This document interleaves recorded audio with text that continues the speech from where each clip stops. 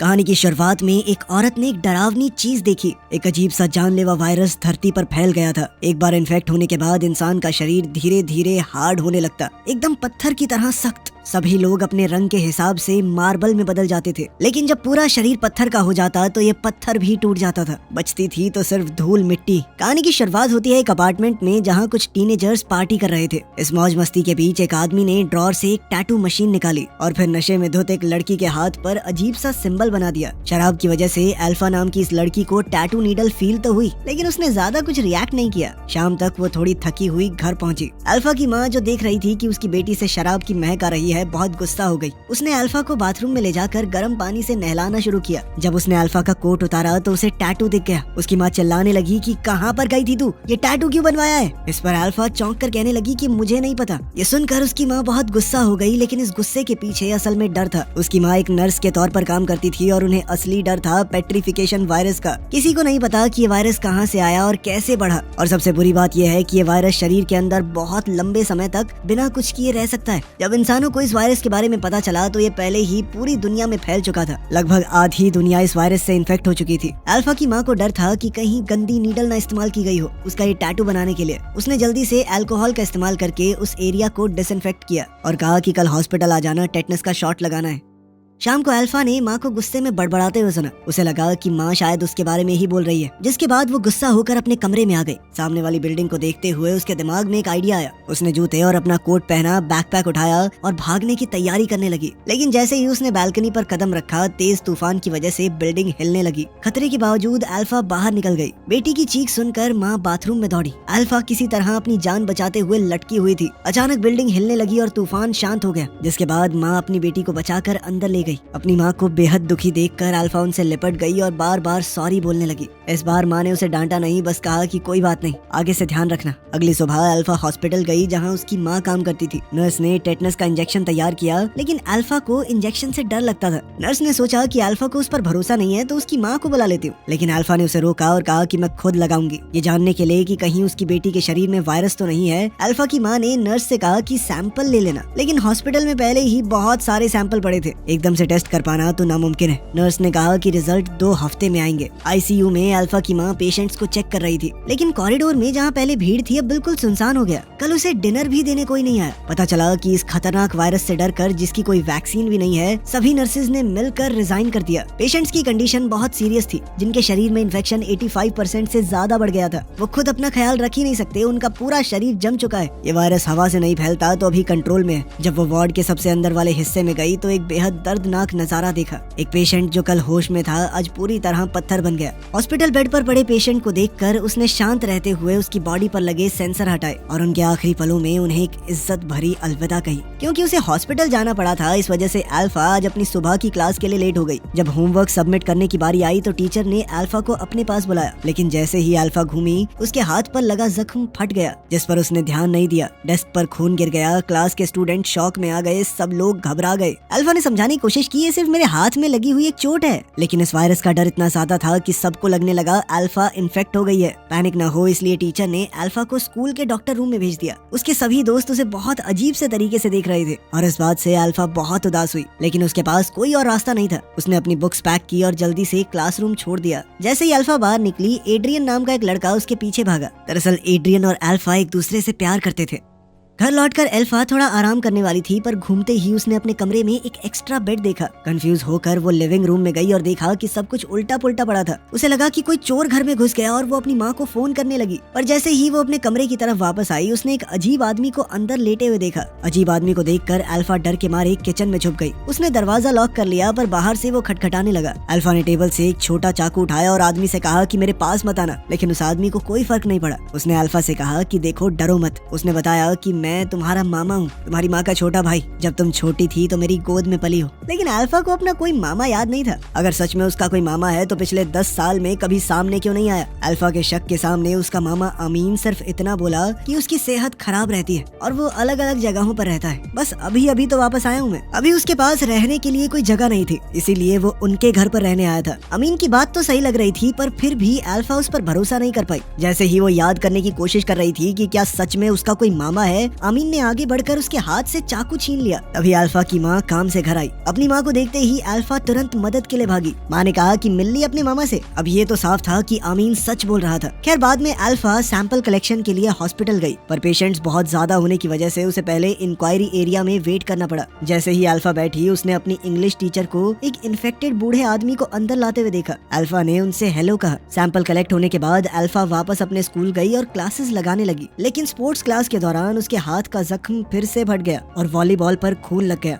Ball पर खून लगा देखकर क्लासमेट्स ने अल्फा को घिन और नफरत से देखा। उसके टीचर को भी डर लगा कि अल्फा इन्फेक्टेड हो सकती है और उसने अल्फा से कहा कि जल्दी से जाकर अपना इलाज करवाओ। और जैसे ही अल्फा ने पीछे मुड़कर देखा, उसका टीचर एक तौलिए से बॉल को लपेटकर डस्टबिन में फेंक रहा था। अपने दोस्तों से यूं अलग थलग रहकर अल्फा को बहुत बुरा लगता था। एड्रियन भी थोड़ा डरा हुआ लग रहा था। जब अल्फा ने देखा कि एड्रियन भी उसे इन्फेक्टेड समझ रहा है तो वो गुस्से और उदासी में जिम छोड़कर चली गई। स्कूल के बाद अल्फा और उसकी माँ उसकी नानी के घर गए। आज ईद है और पूरा परिवार और दोस्त वहाँ खाने के लिए जमा हुए थे। लेकिन जैसे ही वो सीढ़ियों तक पहुंची, अल्फा ने देखा कि हॉलवे में 2 आदमी सो रहे थे और फर्श पर कई सारी सुइयां पड़ी थी। हॉलवे छोड़कर वो लोग नानी के घर पहुंचे। अल्फा के मामा और बाकी लोग पहले ही आ चुके थे और सब अपने अपने काम में लगे हुए थे। सिर्फ अल्फा चुपचाप टेबल पर बैठी रही। अमीन छोटी उम्र में नशे की लत में पड़ गया था। तब से बाकी परिवार वाले उसके साथ बहुत बुरी तरह व्यवहार करते थे। कोई भी अमीन से बात नहीं कर रहा था। खाने के बीच में अल्फा ने देखा कि अमीन एक कमरे के अंदर गया और अल्फा की माँ भी सावधानी से उसके पीछे गई। दरवाजे के छोटे से गैप से अल्फा ने देखा कि अमीन फर्श पर बेहोश पड़ा है और उसकी माँ उसे ट्रीट करने की कोशिश कर रही है। जैसे ही अल्फा दरवाजे पर दिख गई, माँ ने जल्दी से दरवाजा बंद कर दिया। तभी नानी वहाँ आ गई और अल्फा उनके चेहरे पर उदासी नहीं देखना चाहती थी, इसीलिए उसने झूठ कह दिया कि मम्मी की तबीयत अभी ठीक नहीं है, वो कमरे में आराम कर रही हैं। नानी ने ज्यादा सोचा नहीं और अल्फा के चेहरे पर हाथ फेरते हुए कहा कि हमेशा खुश रहो।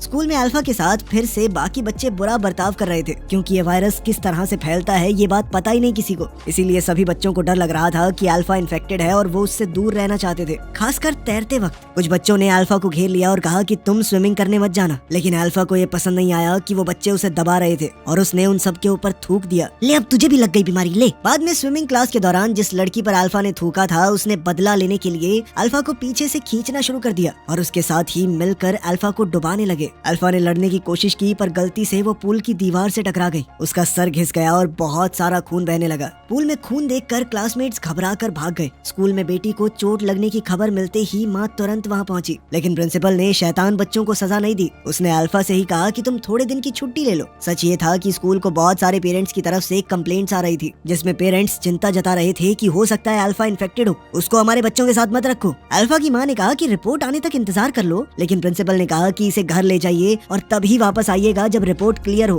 प्रिंसिपल के बर्ताव को देखकर माँ के पास सच्चाई अपनाने के अलावा कोई रास्ता नहीं बचा। हॉस्पिटल में वापस जाकर माँ ने अल्फा की रिपोर्ट निकाली, लेकिन ये वायरस इतने समय तक शरीर में ऐसे ही रहता है कि ब्लड टेस्ट भी ये कंफर्म नहीं कर सकता जब तक सिम्टम ना दिखे। माँ ने अब एक और तरीका सोचा और अल्फा को एग्जामिनेशन रूम में ले गई। उसने अल्फा के गले और शरीर के बाकी हिस्सों को ध्यान से चेक किया। सिम्टम के हिसाब से अगर इन्फेक्शन हो तो थ्रोट एरिया सबसे पहले पत्थर जैसा होता है और पत्थरों की धूल जैसी एक चीज खांसी में निकलती है और पेट में पत्थर बनने की वजह से दर्द होता है। माँ ने अल्फा का गला ध्यान से चेक किया, लेकिन कोई स्टोन डस्ट नहीं मिला और पेट में भी कोई रिएक्शन नहीं था। जैसे ही माँ ने सोचा कि अल्फा इन्फेक्टेड नहीं है, अल्फा जोर जोर से खांसने लगी। उसके मुंह के पास स्टोन डस्ट देखकर माँ पूरी तरह जम गई। अल्फा ने भी अपनी माँ की नजर देखी और तुरंत शीशे की तरफ भागी। शीशे में खुद को देखकर वो हैरान हो गई। उसने कभी नहीं सोचा था कि एक पार्टी उसे बीमार कर देगी। ये जानकर कि उसकी बेटी सच में इन्फेक्टेड है, माँ बिल्कुल बेचैन हो गई। वो जल्दी से इसका इलाज ढूंढने लगी, लेकिन ये स्टोन वायरस पिछले 10 सालों से फैला हुआ है और साइंटिस्ट बिल्कुल बेबस। वैक्सीन बनाना तो दूर की बात है, उन्हें अभी तक ये नहीं समझ आया कि ये वायरस फैलता कैसे है। अब तक उन्हें सिर्फ इतना पता है कि इन्फेक्ट हो गए पेशेंट्स को अजीबोगरीब चीजें दिखती हैं। उदास होकर वो एक डेस्क पर लेट गई और समझ नहीं आया कि किया क्या जाए। वो अल्फा के कमरे में गई और अपनी बेटी को शांत करने की कोशिश की, लेकिन दरवाजे पर उसने एक अजीब सा सीन देखा। अमीन और उसकी बेटी बेड पर पड़े हिल रहे थे।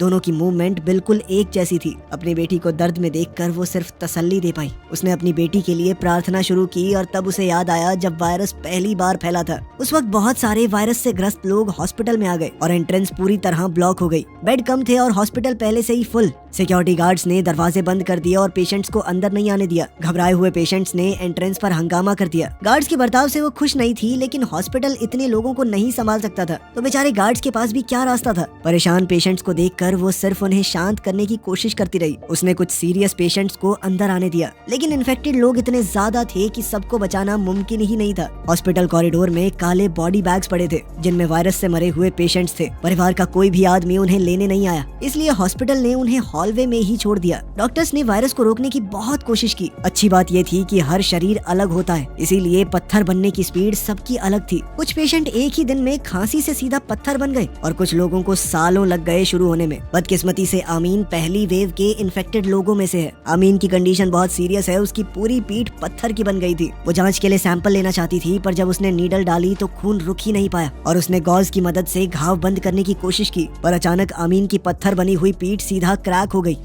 इन्फेक्शन की वजह से अल्फा अब स्कूल नहीं जा सकती थी और उसे आमीन के साथ घर पर रहना पड़ रहा था। माँ ने कभी सीधे तौर पर नहीं बताया, पर अल्फा जानती थी कि उसके मामा को कोई तो बीमारी है। पहले अल्फा आमीन से नफरत करती थी, पर स्कूल में जब उसे अकेला छोड़ा गया तो अल्फा ने दुनिया के बुरे बर्ताव को महसूस किया और धीरे धीरे उसे अपने मामा के लिए बुरा लगने लगा। जब वो बात कर रहे थे तो अल्फा की माँ घर पर जल्दी आई। वो एक बड़ी बोतल पानी की लाई और अल्फा से कहा कि ज्यादा से ज्यादा पानी पिया करो, लेकिन अल्फा को पानी की वजह समझ नहीं आई और उसने सिर्फ थोड़ा सा पानी पिया। बेटी की बेफिक्री देखकर माँ ने जबरदस्ती पानी उसके गले से नीचे उतारा। बाद में पता चला कि उसकी माँ ने ये चीज नोटिस की थी कि जो पेशेंट ज्यादा पानी पीते हैं वो धीरे धीरे पत्थर बनते हैं और गले को भी थोड़ा आराम मिलता है। लेकिन आमीन जानता था कि ये सब बेकार है, आखिर वो भी तो इन्फेक्टेड है। पानी का असर बहुत कम है। अगर इन्फेक्टेड आदमी का शरीर कमजोर है तो वायरस 3 घंटे के अंदर पूरा पत्थर बना देता है। इस इन्फेक्शन का एक ही इलाज है, वैक्सीन। लेकिन वो सिर्फ एक आम सी डॉक्टर है। दुनिया के सबसे बड़े साइंटिस्ट भी इतने साल से कुछ नहीं कर पाए तो वो क्या कर लेगी। आमीन ने अपनी बहन को समझाने की कोशिश की कि अगर अल्फा पहले से ही इन्फेक्टेड है तो उसे घर के अंदर बंद नहीं रहना चाहिए,